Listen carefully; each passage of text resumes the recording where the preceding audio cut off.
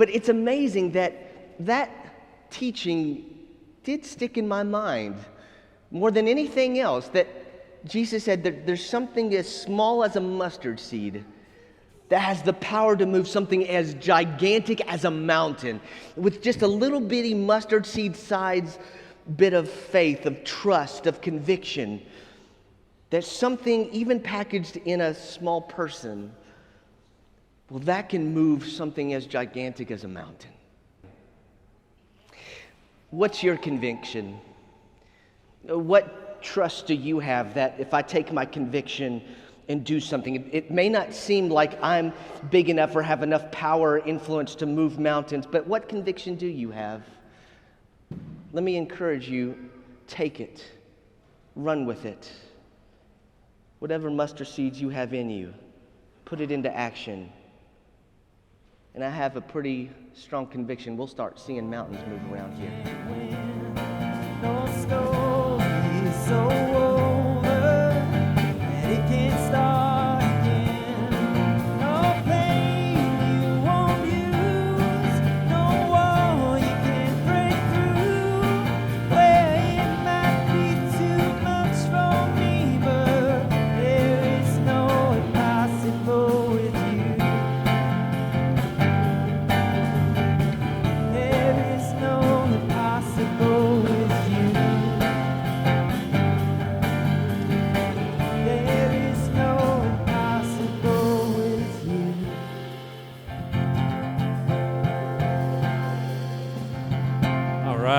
All right, guys, thank you. All right. So, folks, when we transition from the Eucharist to our speaker of the night, please know you're welcome to sit anywhere you want, but if you feel like at any moment to come closer, because there will be Q&A with speakers afterwards, so at any moment, if you want to be up a little tighter, always feel welcome. Now, over 3 years ago, well, something very beautiful happened here. Dr. Abla Hasan came in our midst and was a teacher about the Islamic faith and Arabic culture. She began to take part in our worship services, reading the Quran on Sunday mornings and sharing a spiritual thought. Raise your hand if you were part of those months here. Oh, boy. And it was beautiful, wasn't it? And now it's been too long, actually, and to have you back tonight is really special. You know her. Almost everyone raised their hand. She's a professor of Arabic languages and culture with a special emphasis on women in the Quran, and we love her, right? Thank you. So Dr. Abla Hasan, please. Thank you.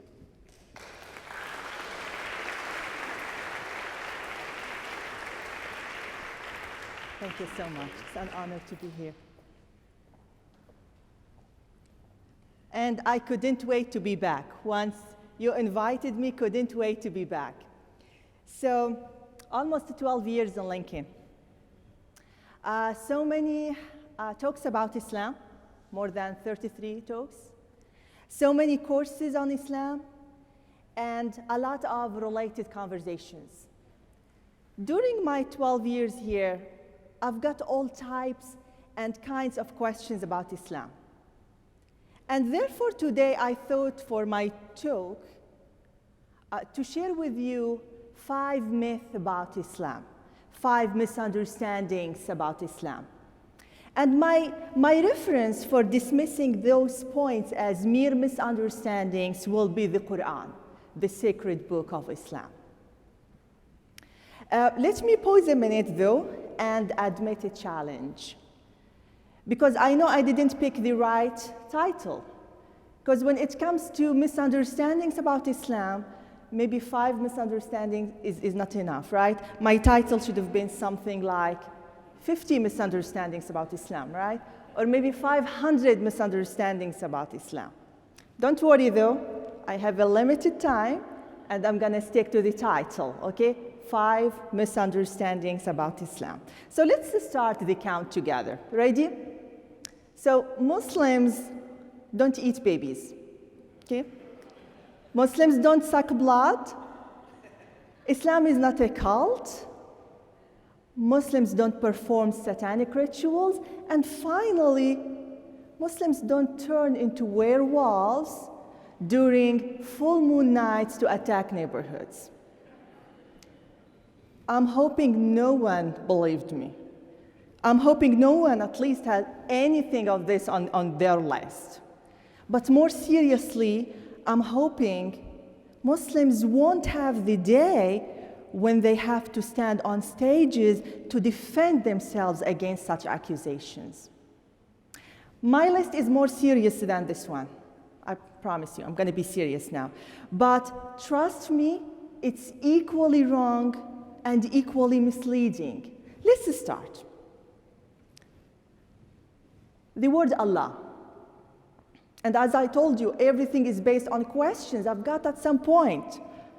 The word Allah is nothing but the English translation of God. Muslims, in fact, worship the same God worshipped in the Judeo-Christian tradition. There is no word in the beautiful lyrics, and thank you so much, that I couldn't personally relate to. No single word, and even in the prayers.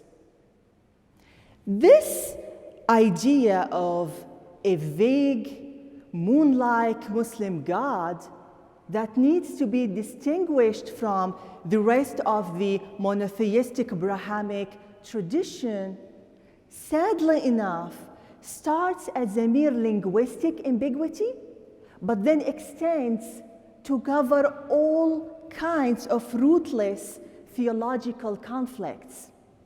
Muslims worship the same God of Adam, Abraham, Jacob, Job, Solomon, Moses, Jesus, and all Quranic/biblical prophets.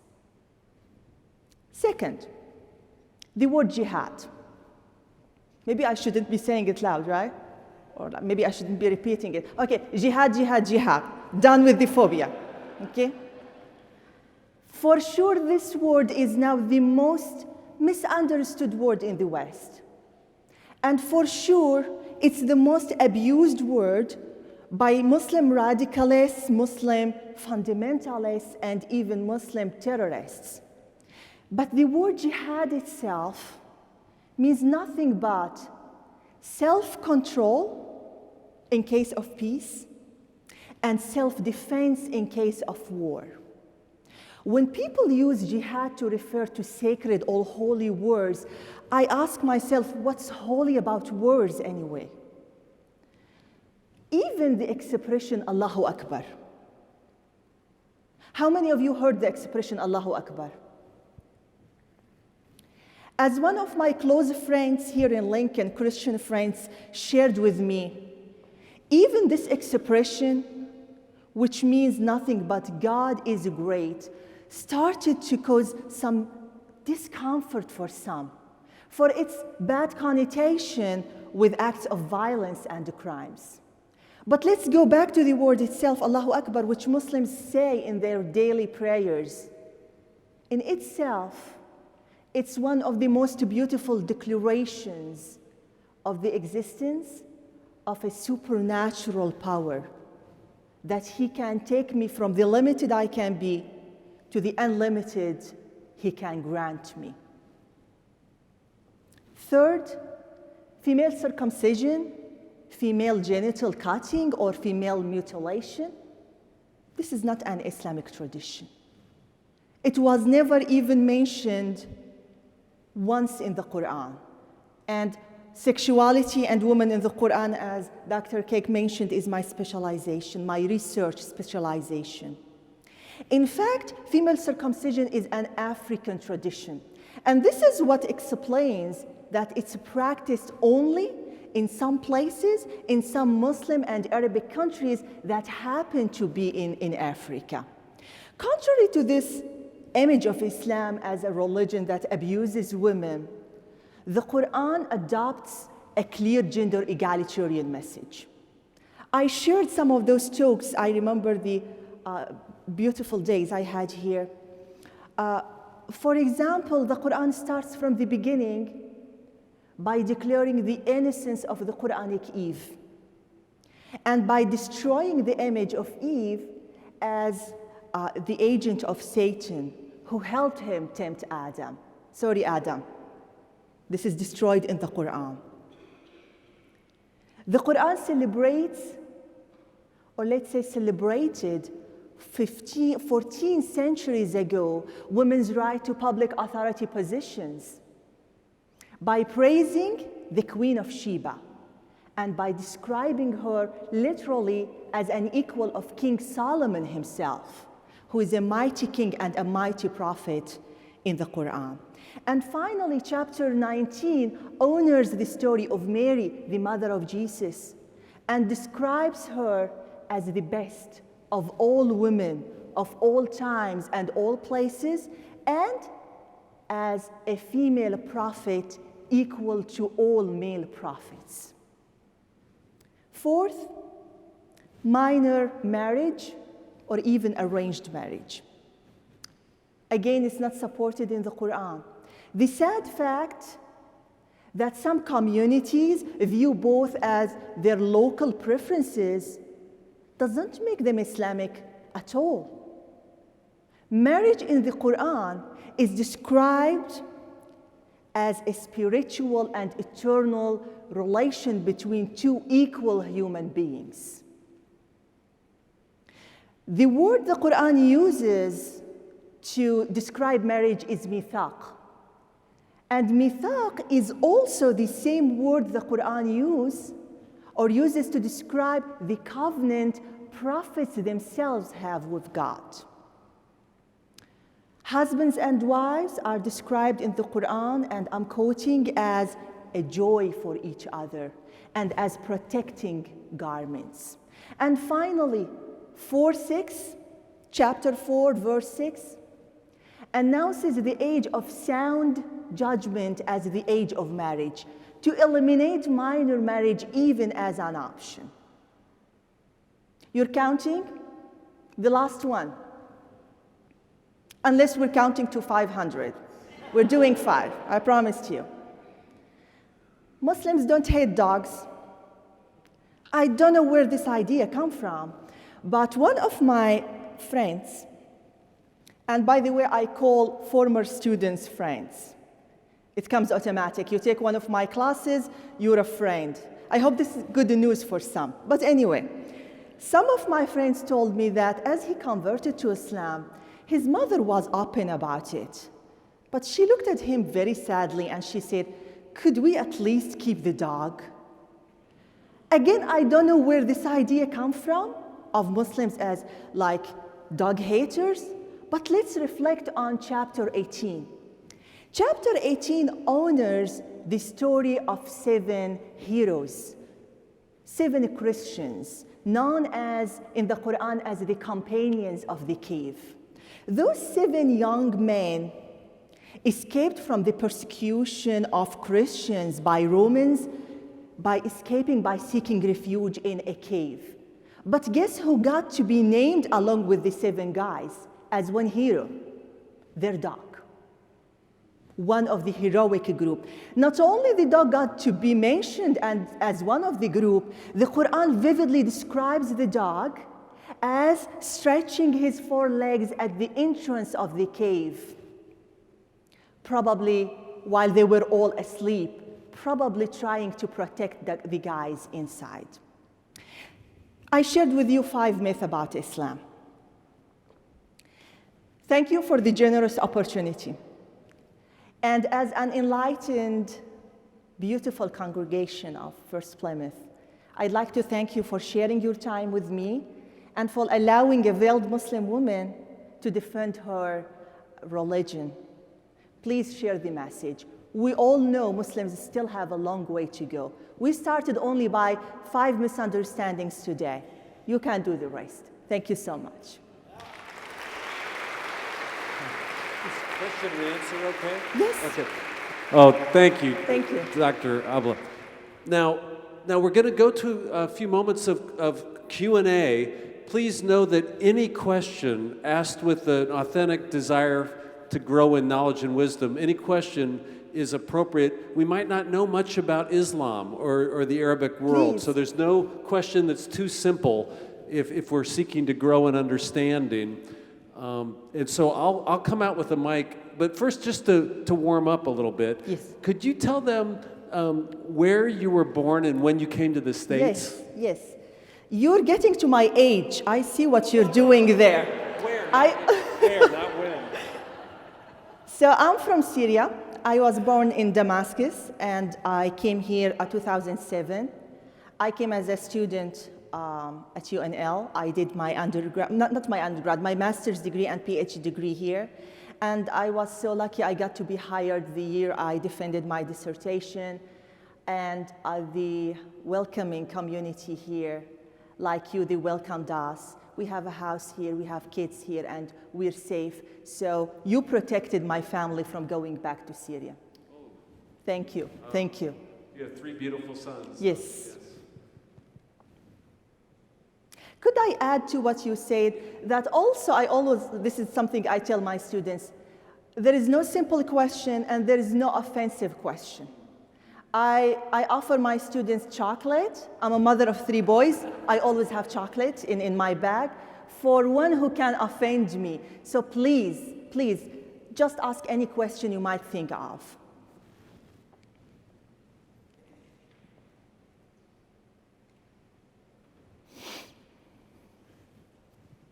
Hi, thank you for being here tonight. Thank you for inviting this last me. week, there was a woman who went and spoke in Nolan, Nebraska, about kindness and things like that. She happens to be a Muslim woman, and there was questions about her safety and if she felt safe there. I don't know if anybody saw that going around, but I was just curious, have you ever felt unsafe in Lincoln? Thank you. This is a good question. I always brag about the fact that I never been offended once in my life in Nebraska. You know, hopefully nothing will happen because I keep saying this all the time, but no, it's totally the opposite. What people see in the news is just in the news. People are so friendly. And this is a continuous joke I have with Patrice, with my friend, that Abla, maybe you should go on a tour around, you know, the United States. Maybe you'll get offended in other states. Let's see how things are. Because nothing, people welcomed us. My colleagues are supportive of me. I make friends in the elevator. I work on Old Father, 12 floors. So until I reach my office, the 10th floor, there's time to, you know, start conversation. So no, not at all. I always feel this is my home.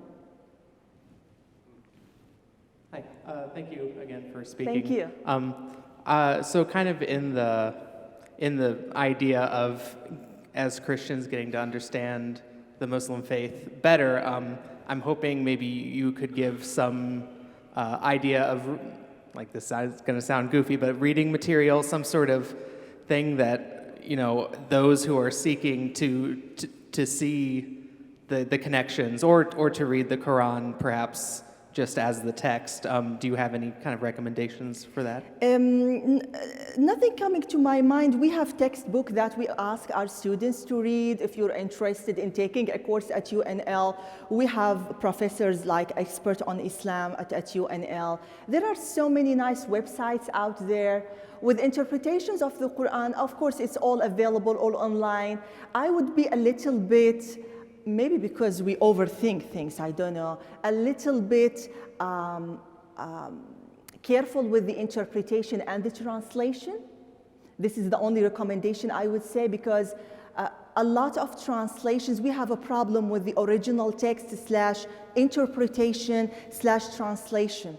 So many times when people are reading the translation, they're reading a translation of one interpretation of the Quran, thinking this is the original text. So I would say, get a variety of readings, Don't stick to one resource because of this gap between what is the original text and when we convert it to English. We have the same problem with the Bible.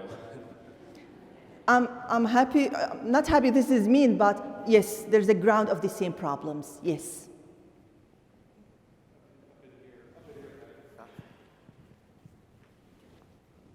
you want me on this, but do you still have family members, distant family members back home from your old home? I still have my parents in Damascus, just my parents. All siblings or my in-laws are out of Syria. Any families with kids going to school or teenagers, they left the country. And regarding my parents, it's my dad's decision, and we had to, he's in his 80s. And for him, maybe making new memories, making new friends, having a new life is too hard of a decision. He decided to be there, to stay there. And the situation is getting a little bit better in a bad way, because the revolution is totally dead now. Everything is back to normal, but still, after a long time of war, people, and this is very sad, people don't care about freedom of speech anymore. They care about electricity, food, water, bread. So once those things are back, we're kind of, less concerned about them. Well, the problems that we've been having in the United States the last couple of years, has this made travel for you to go back to your old home, or your family to come here? Have you had the same problems other people are having? Yes, it's not an option for me to leave the United States or for my family to come. We had attempts for my father-in-law who wished to see the kids, because 2 of them were born here, so they didn't even see them, we chat, all of that. So it's very hard, yes, I agree. But it's gotten harder in the last couple of years than it was before, or has it always been this hard? With the Syrian passport, it was always hard. I remember when I went back, even before the war, when I went back 2009 for 3 months to get my paperwork done, I remember I went to the embassy and I applied to the PhD program. And I still remember it was a Tuesday, and the American embassy called me back Thursday saying, yes, you're approved, you can come get your passport, you can go. I remember the same day I wrote my advisor here an email saying, it's a miracle, I'm coming back to America. So it was always hard for some countries, including Syria.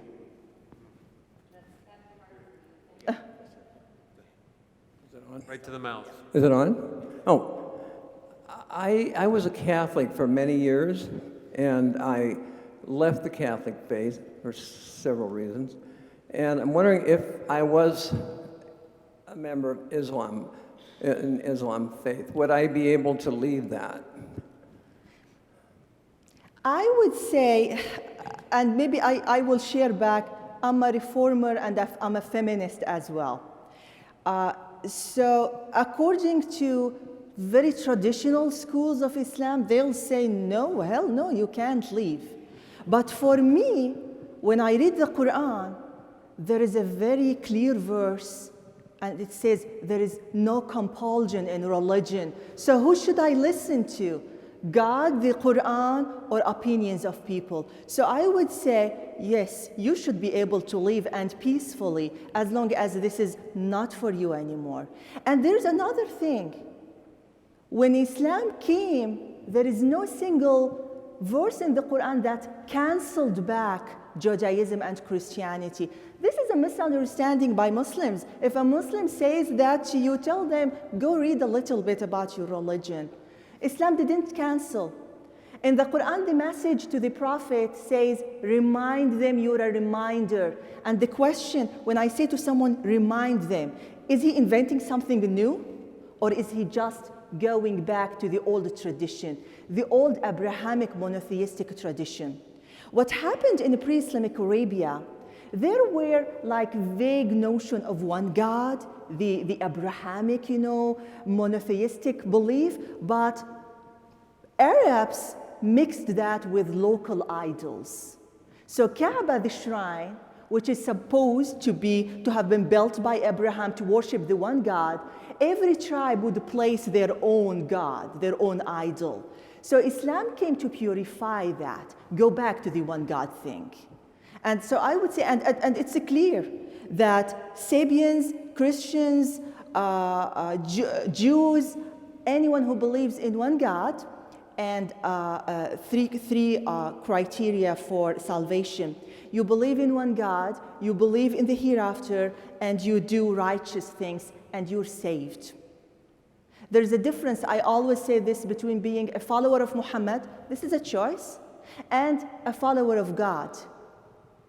You can be a follower of God different ways. When I used to come here, I always shared that with you, Dr. Cake. I feel connecting to my roots here. It's not a new experience for me or a different experience. It's just the lack of communication, I believe, between Muslims and the rest of the family.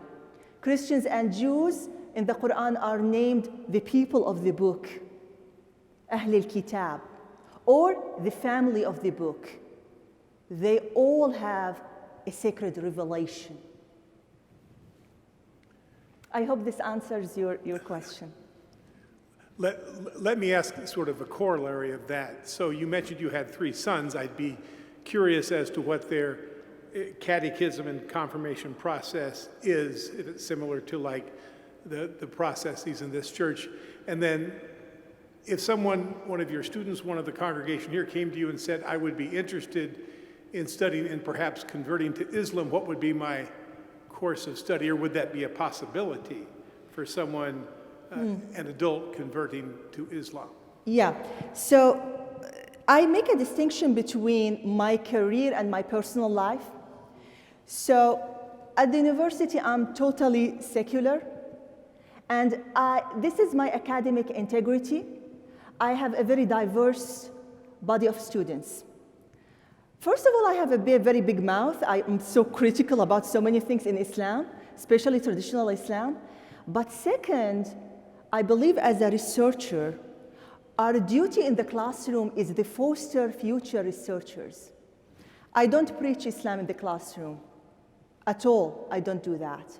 One of my students, the best students, had for his final presentation, a presentation arguing for Muhammad as a cult leader. I would support him. I provided for him references. He's a researcher, he's a future researcher. If we don't allow that, we're just recycling the same ideas. Nothing good can come from recycling the same ideas, including religious ideas. Personally, I got resistance a lot from when I share my ideas and my rethinking of the Quran. Hopefully I have, finally, the book is coming, finally.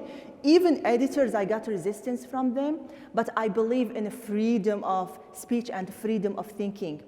Therefore, I don't recommend myself at all for someone seriously interested in converting to Islam. I'm sorry, I'm so sorry. In the university, I don't do that. But do we offer valuable classes that introduce things in a neutral way? Yes, we do that.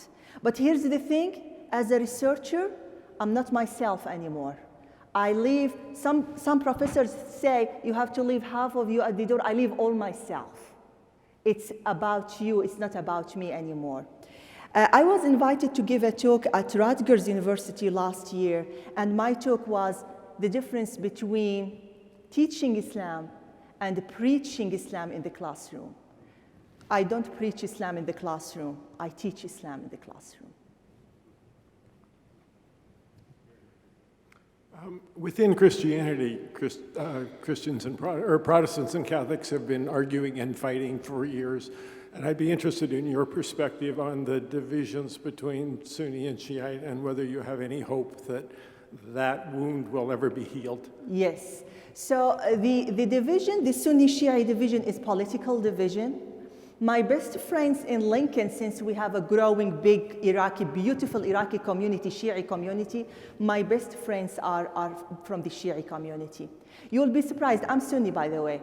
When we have a guest speaker at UNL, I invite Shiite imams to my classrooms and Sunni imams. So for me, it's the same principles. Those divisions are just political conflicts, happened hundreds of years ago. I don't echo those kinds of conflicts at all. But the real struggle as I see it now is between traditional Islam and Reform Islam. New readings are out there. Myself, I'm a Muslim feminist. And people, when you say I'm a Muslim feminist, are seriously, and what you mean by that, and how can you put Islam with feminism and all of that? Yes, because I take it as, take any law, even human-made laws, any regulation. Leave it as it is for 5 years. Go back to it. It's old, it's obsolete, it can't work anymore. So why not rethinking religion? Like the beautiful thing you do here, right? When I invite the other, it means I accept the other melts in me. I'm not threatened by the other. We should accept the other, including other views, thinking things.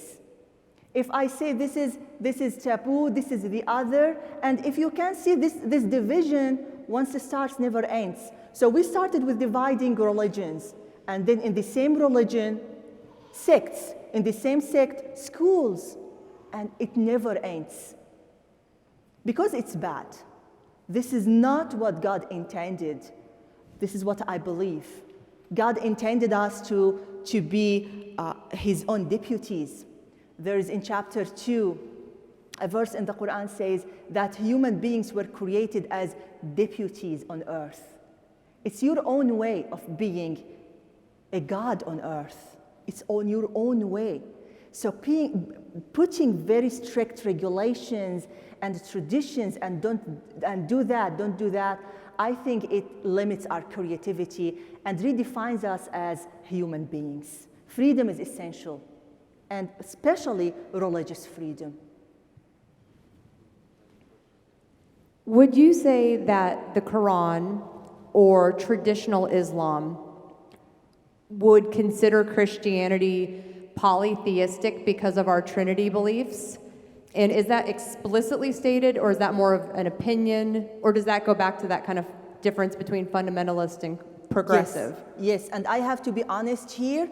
Yes, if you go back to traditional Islam, and I mean here obsolete Islam, if there is anything that we can call obsolete Islam, there is a big misunderstanding that Christianity is just a fancy, wrapped, polytheism. And they misunderstand, so many of them, Trinity as having 3 gods instead of 3 persons, the same being. Right? I hope I'm not saying silly things here. I feel the pressure. But yes, there is a misunderstanding, yes. And for reformers, we go after that. Because here's the thing. If Quran was there to cancel Christianity and to cancel Judaism, why not to say it frankly, right? Islam ended so many other things, so many practices. Monotheism and worshiping one God is so essential in Islam. There is a thing, though, it's a responsibility for Christians to see how the 3, you correct me, persons are one. I had some students asking me this question, had troubles, and I always say, check with your church, check with your pastor. It's your responsibility, if you're having vague thoughts about something, to check about your belief. It's your own belief. And no one in any religion is excluded from that. We should be checking our beliefs, and we shouldn't be so shy of changing them when needed. I always refer to myself as a developing project, and I'm not shy of changing my beliefs. Give me a better belief, and that's it. Why not? Let's consider everything. Let's think of everything. You have another question there? Okay, excuse me. Sorry. I want to know if you could speak a little bit more on, you mentioned being a feminist and a reformer within Islam. And I come from a background where there's that sort of movement as well within my religious tradition, but in that tradition, it's been kind of silenced, and those individuals that have worked to reform practices of the faith have been marginalized or pushed out. And I'm curious, do you experience that in Trust your me, life? it gives me a lot of troubles, more than you can believe. And I think the Christian and Jewish religious feminism had a great experience, and now Muslims should follow that experience. So there is a resistance of change in all human institutions, in all philosophies, in all traditions, in all religions. According even to medical research, they say people, when they're told they're wrong, they feel pain, or the places activated in their brains are the same places activated when physical pain. We resisted change.